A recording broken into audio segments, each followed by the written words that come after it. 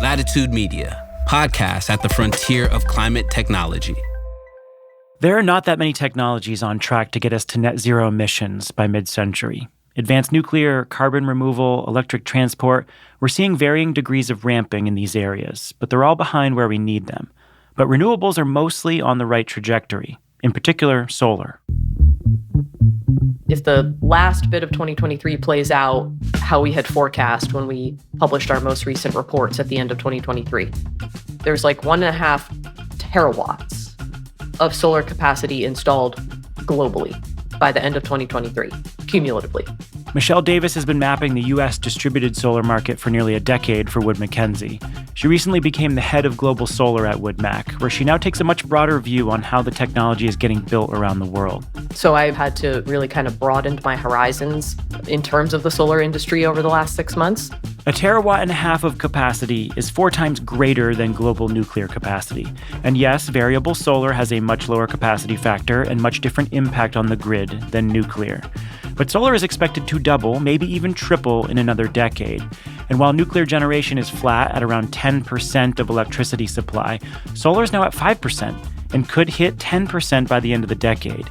And that scale really hit Michelle as she started compiling data for a recent presentation. I gathered some data from our power team on what the generating capacity in the US looks like out to 2050.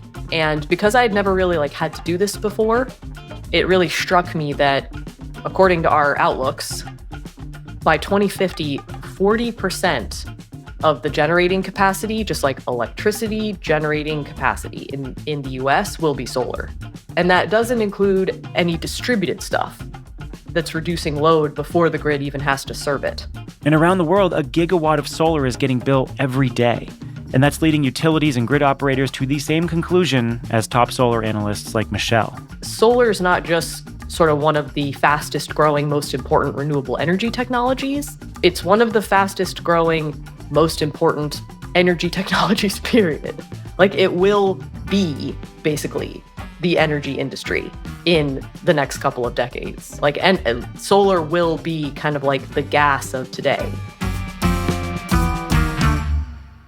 There's almost universal recognition that we are firmly in the solar era, but outlooks on how fast the technology will grow are mixed. And that's because there's a mix of constraints, like market design, trade barriers, and grid capacity that could cap yearly growth. I'm sort of seeing it becoming and evolving a mature industry that continues to be quite large every year, but incremental growth is getting a little bit harder. This is The Carbon Copy. I'm Stephen Lacey. This week, a look at global solar dynamics. I'll talk with Wood Mackenzie's Michelle Davis about the tech and deployment trends that will shape the next decade of expansion.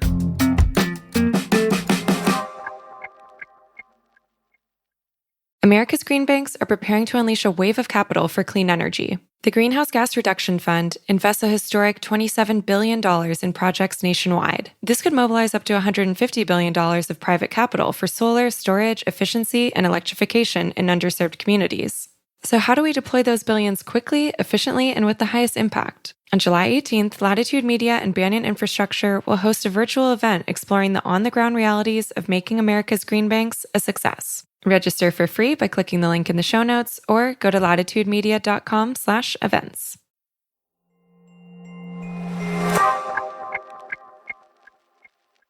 There are 2 views of the global solar market emerging, both bullish but different.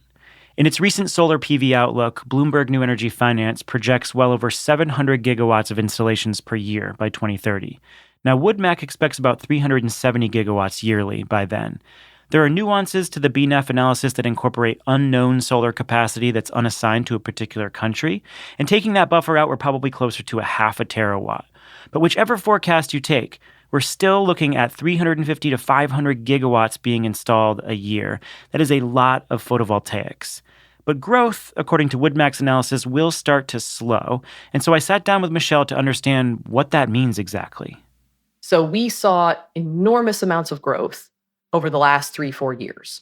At one point I was looking at it and it's average annual growth over the last 4 or 5 years has been 30% across, all global installations. But then, this year and next year, we're sort of hitting we're kind of like hitting past that inflection point, and growth rates are actually going to slow in many different markets, China being one of them. So growth's actually flat over the next several years. Solar is going up that S curve. We were on the steepest part of the S curve for several years, and now we're sort of like hitting that inflection point where growth starts to slow. In that sense, solar is a mature industry, which, that sort of evolution of that S curve is natural for an industry to sort of move through. So that's a good point. When you get to the flatter part of the curve, what are the contributing factors that slow growth down? Is it the grid constraints? Is it the amount of solar that markets can handle? What are those factors that are causing that flat growth rate? Well, the biggest markets that are leading to the flattening are definitely China and Europe, and kind of secondarily the US. And I would argue that in all three of those markets, you're seeing slowing growth because of grid capacity constraints. This could be an issue in the future, a little bit more so than it is today, but cost competitiveness doesn't really seem to be holding back solar. It's very cost competitive. It has, high demand. There would be more solar installed if it wasn't for some of these other bottlenecks and challenges for the industry. So thinking about China specifically, despite the fact that the capacity doubled in 2023, a lot of that was due to government procurements in locations that they call energy bases. So sort of like renewable energy locations throughout China that the government sort of designed and designated as places where renewable energy projects could get built. But as a lot of that's come online, we anticipate that capacity won't be at exactly the same growth rate as it was the year before, doubling again. That would be quite astounding. And then furthermore, grid constraints are starting to limit project potential in a place like China. The land capacity and grid capacity constraints are starting to actually limit installations, or at least the volume that developers can put in the pipeline. So we've seen explosive growth for solar since COVID. In the U.S. alone, I think there are just over 4.5 million solar systems installed, and half of capacity, according to Mackenzie, was installed since 2020. In this period was marked by really strong growth, but also all sorts of havoc in supply chains, labor shortages, shutdowns that contributed to all sorts of problems with equipment availability. And so it's been a very chaotic story. How would you describe this post-COVID growth period in solar?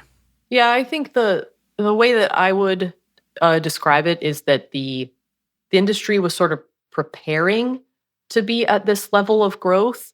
But then in 2020 and 2021, COVID kind of like put it on pause.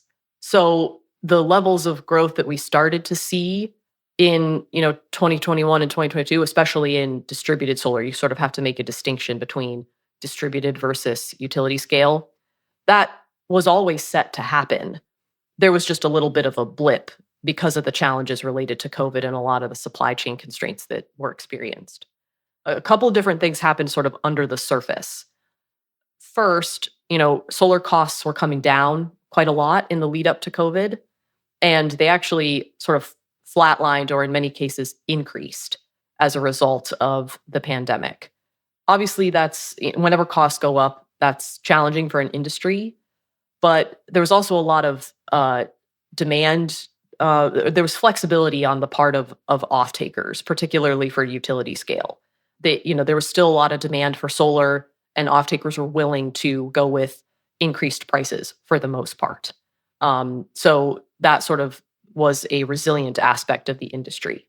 In distributed, the loan market really has pushed a lot of the momentum in the residential solar industry for the last 4 or 5 years. And in the pandemic, interest rates had been low for a long time, but in the pandemic, they were even lower. So I would actually argue that the pandemic, because low interest rates have been such a big factor in fueling affordable loans for residential solar, the pandemic, at least in the United States, actually helped drive more residential solar than ever before.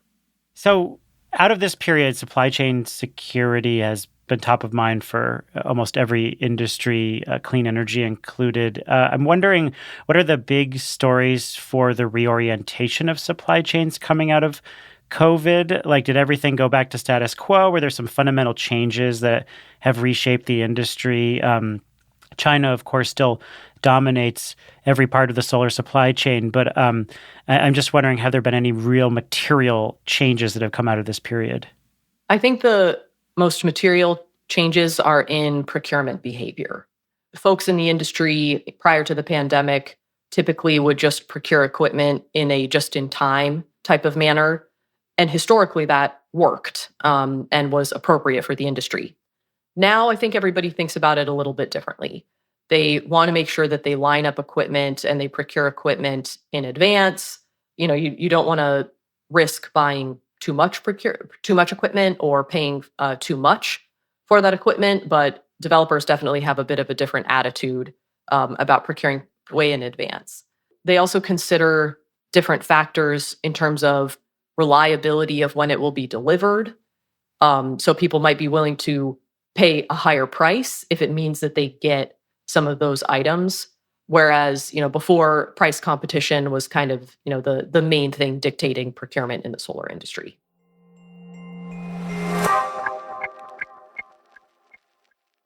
On July 18th, join Latitude Media and Banyan Infrastructure as we take a deep dive into the next phase of deploying the $27 billion Greenhouse Gas Reduction Fund. We'll provide practical insights for the state agencies and local lenders at the front lines of dispensing these funds. Where are the bottlenecks? How do we balance speed with transparency? And can America's green banks live up to the expectations of both local communities and Wall Street? Latitude Media's Stephen Lacey, Banyan co-founder Amanda Lee, and Clean Energy Fund of Texas EVP Billy Briscoe will answer these questions and more on July 18th at 1 p.m. Eastern. This is a must-attend for project developers and financiers. Register for free at latitudemedia.com/events or click the link in the show notes.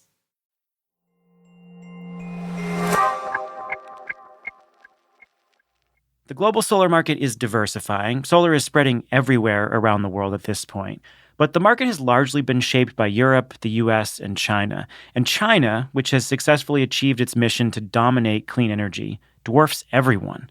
And that's not going to change, says Michelle. How big is China's role in this industry right now? And will that story just continue to persist? I mean, the story of the last 15 years of solar has been the story of China. Is the next 15 years going to be the story of China?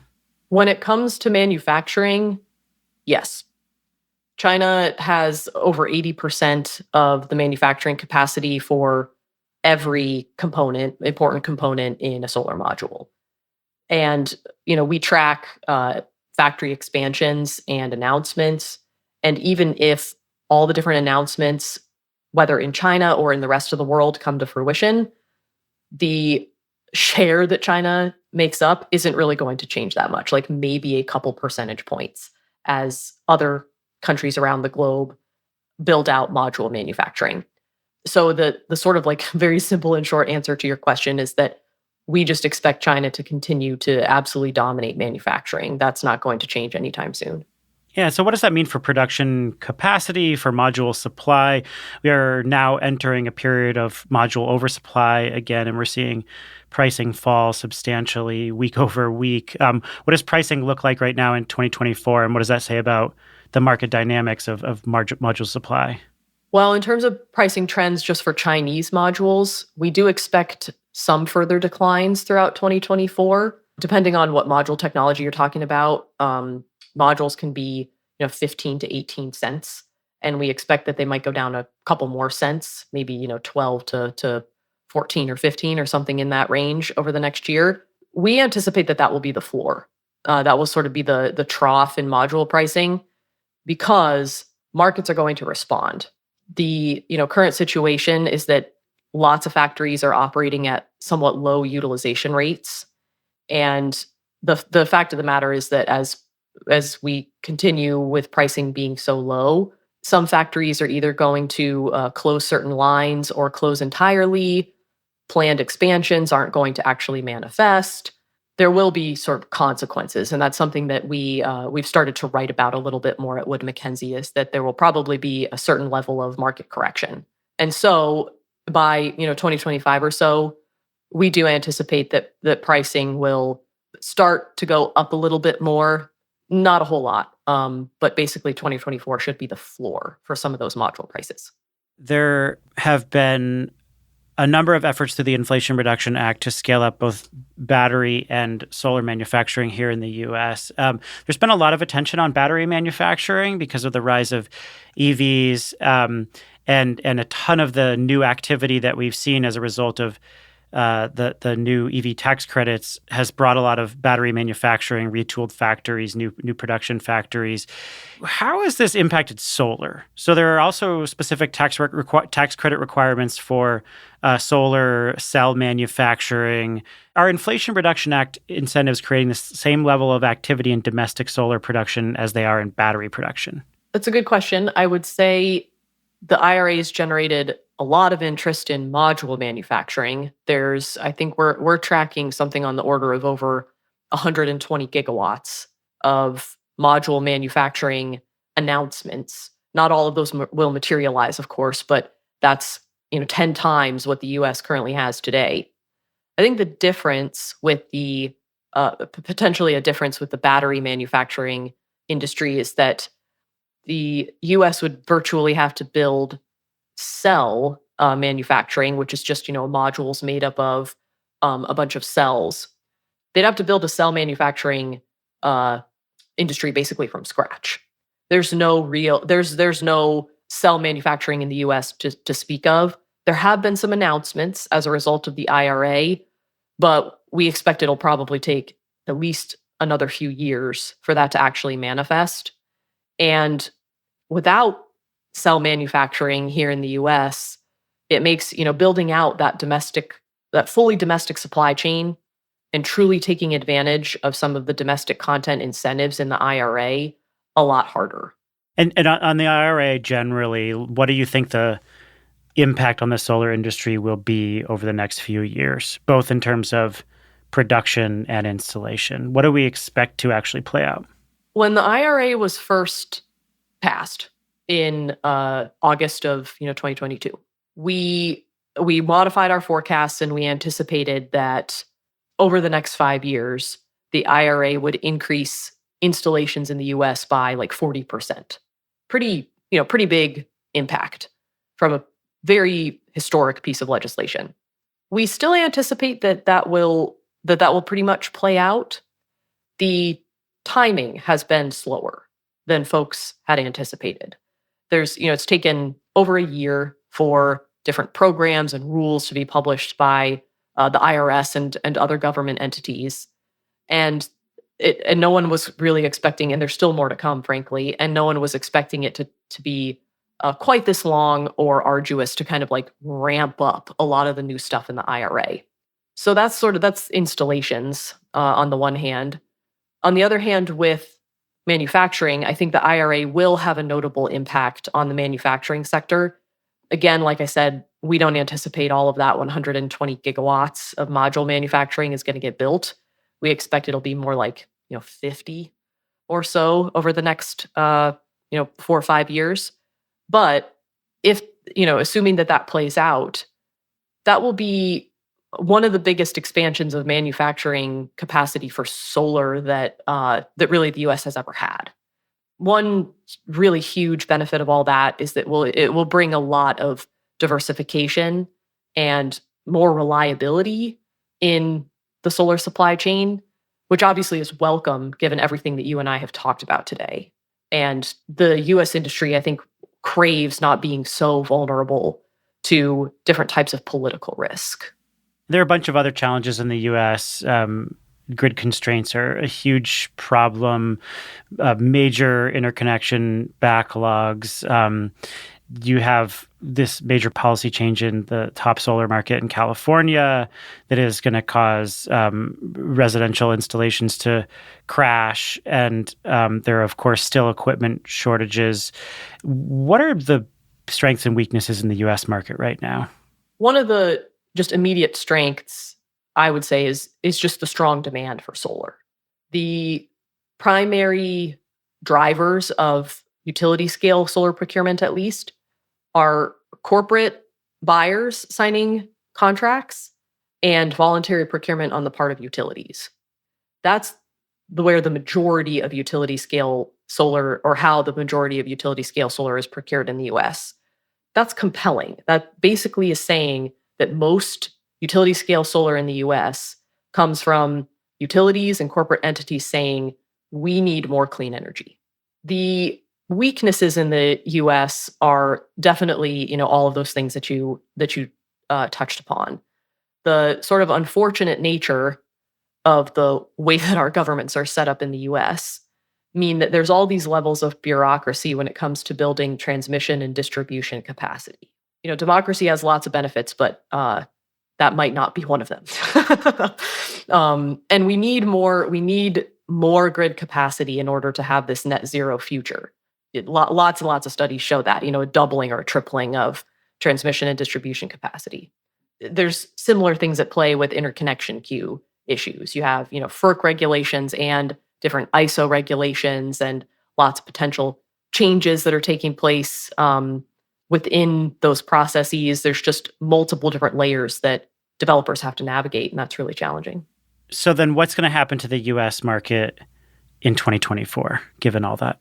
So in 2024, overall, we're forecasting that the US market is going to grow 10%.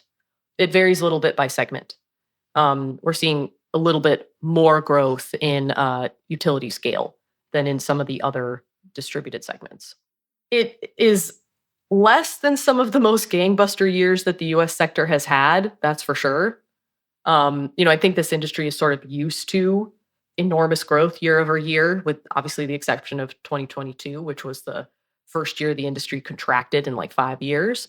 But sort of getting back to that theme of maturity, I think a lot of industries would be quite happy if, kind of on average, their growth was in the, low teens. For the solar industry, a lot of folks might think of that as low growth. But the kind of fact of the matter is that this is becoming a mature industry. We're not going to see, 70, 80% growth every year. The industry is not, multiplying many times over from a small base. It's no longer a small base anymore. It's a big base. It's going to grow to be the dominant amount of capacity in the US electricity generating market. So I think whether or not it's good or bad sort of depends on your perspective. So that brings us into some bigger tech trend questions. I mean, what do you think the most important technology trends are in solar right now? Both, it could be in manufacturing or in power electronics or in downstream. Yeah, I think there are two that I think are important to touch on. One is definitely module technology. One of the reasons for the massive expansion of manufacturing in China is not just obviously increasing the amount of manufacturing of different solar components, but also the type. So we're going to witness over the course of the next 3-4 years a pretty big shift from mostly P-type modules, which is just a cell technology that's mostly the older technology, to predominantly N-type modules, and particularly technologies like TOPCon and heterojunction. And those are just names for different types of cell technology that are slightly more efficient than the older generations. So just in a few short years, manufacturing of solar is going to completely change in terms of the technology that's being produced. Those N-type module technologies are a little bit more expensive, but it's usually made up for with higher production of those modules. And that's a big reason that there's going to be sort of this market correction in supply chain, like we've been talking about. There's, it's going to be a bit of it's a big race and competition to produce the best, most cutting edge technology. And that's really going to create a lot of winners and losers in the solar supply chain. I think the other technology trend is just the importance of increasing attachment rates for solar plus storage in the DG space.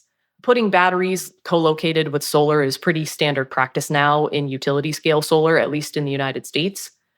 But in my opinion, solar plus storage attachment rates in the US are like not high enough yet for batteries to really like be a potential game changer in VPPs. So I know VPPs have gotten a lot of attention this year. I know our friend Jigger is a huge VPP advocate. Yes, and he's also said that like every solar company is going to soon become a VPP company. Right. Do you think that's overstated?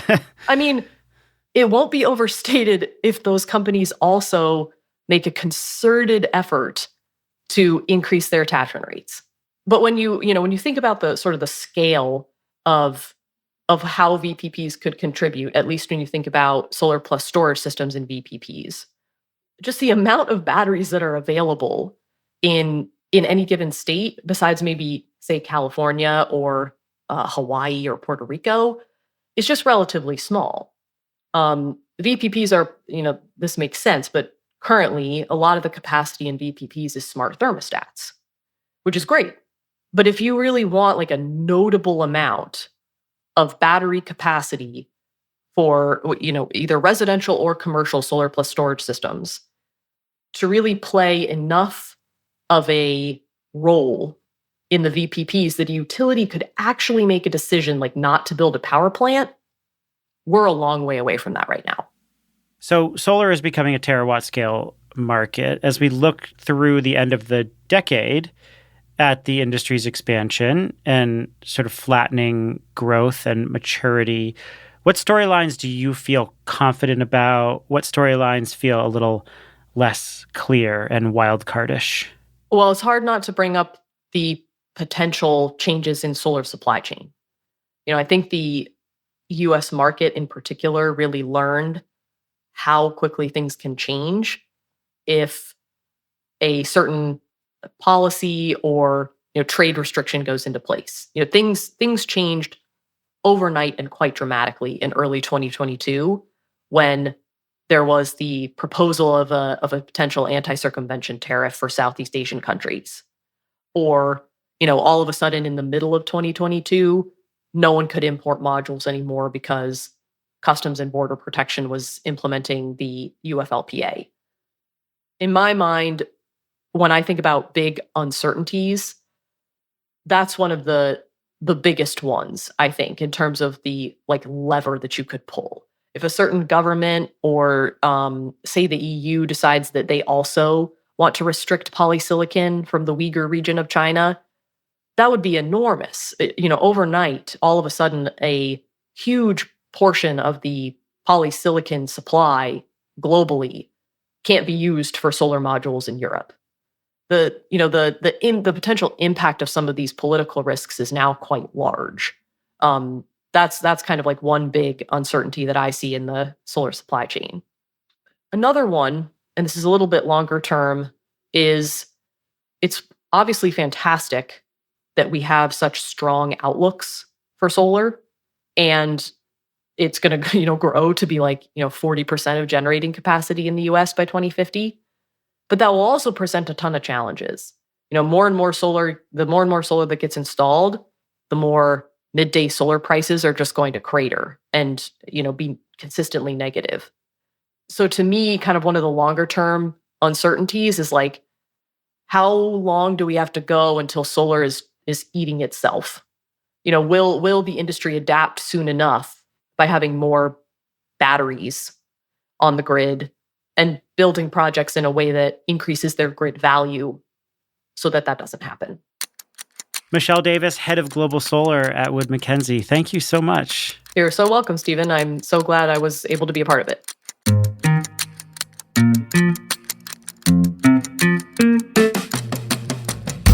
That's it for the show. The Carbon Copy is produced by me. It's mixed by Sean Marquand, who also wrote our theme song. If you want to read our takes on the solar industry, go to latitudemedia.com/newsletter, and you'll get all our news in your inbox. And for other deep dives, you can listen to our companion podcasts. We've got Catalyst with Shale Khan and The Latitude, which is versions of our stories. So we've got an audio companion to our editorial coverage on the site. Latitude Media is supported by Prelude Ventures. Prelude backs visionaries accelerating climate innovation that will reshape the global economy for the betterment of people and planet. You can learn more about their portfolio and investment strategy at preludeventures.com. Support the show by spreading the word to your colleagues and friends who will find value in these conversations. Word of mouth is really important for growth, and also ratings and reviews. So go to Apple and Spotify and hook us up with one of those as well. We'll catch you next time. I'm Stephen Lacey, and this is The Carbon Copy from Latitude Media.